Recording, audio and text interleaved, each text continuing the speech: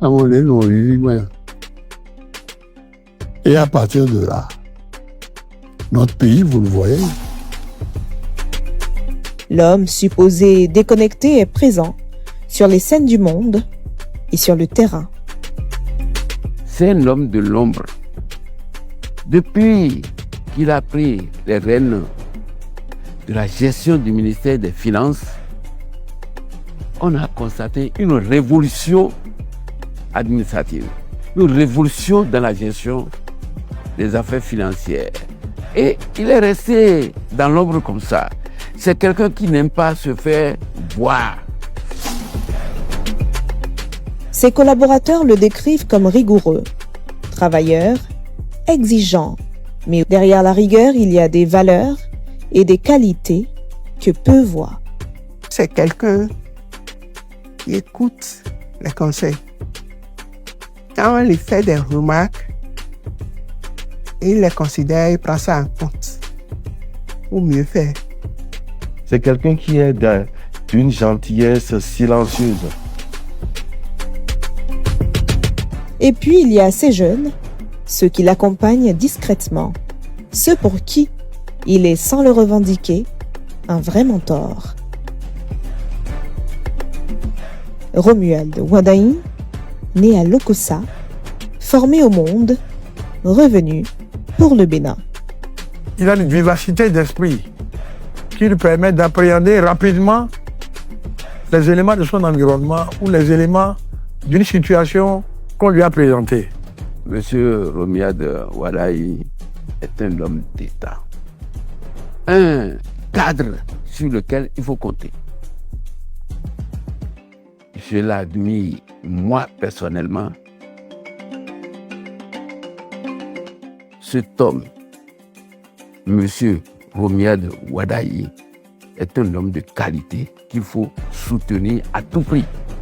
Aujourd'hui, Romuald, tu as vraiment une autoroute devant toi. Continue de nous faire plaisir. Le Bénin a besoin de toi. Alors je dis à Wadaï, félicitations.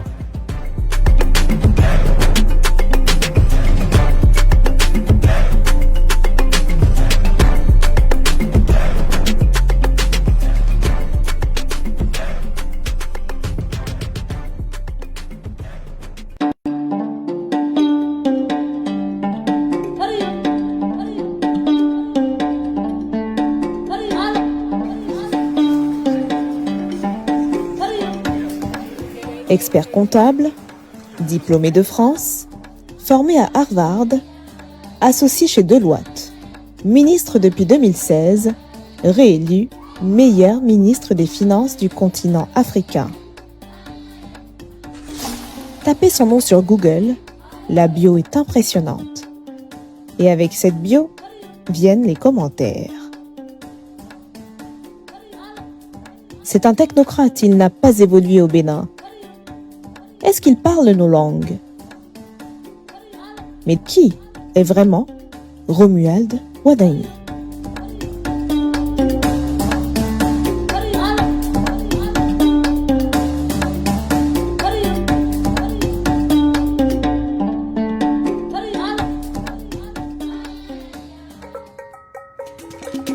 Avant les salles de conseil, avant les négociations internationales, il y a une enfance béninoise.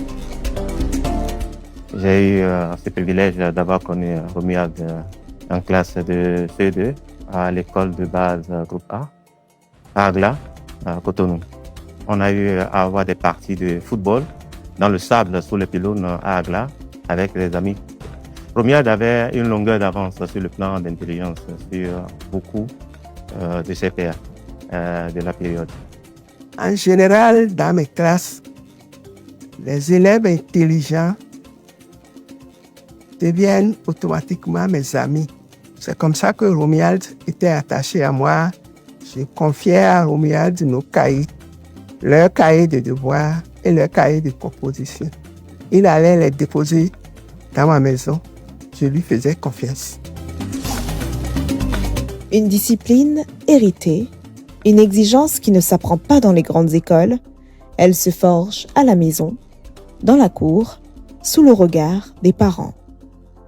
J'ai connu Romuald Wadaï pendant sa tendre enfance, au moment où son papa était directeur du plan et de la statistique dans le département Borgou, le grand Borgou de l'époque. C'est dans cette période-là que j'ai connu Romuald, un enfant véritablement actif. Romuald aidait son papa à charger les caisses, les cartons et les bidons de Vive PAM. Et j'ai trouvé que cette initiative d'aider son père à charger les cartons, à charger les bidons, était quelque chose qui démontrait déjà qu'il avait un caractère serviable. Cet homme, c'est un ami à moi depuis plus de 40 ans. On partageait les mêmes cours de récréation. On travaillait beaucoup parce que lui, à l'époque, il faisait partie des meilleurs du collège au pied. Donc, il représentait un modèle pour chaque jeune à l'époque. C'est quelqu'un qui a basé sa philosophie sur le travail, sur le développement. Tout le monde voulait le ressembler. Une jeunesse béninoise ordinaire, des rêves simples, des racines profondes. Son papa était mon ami. Donc, il a demandé que son fils vienne. C'est parce qu'il a trouvé qu'un enfant doit élargir son horizon. Ibis TV, créé pour inspirer.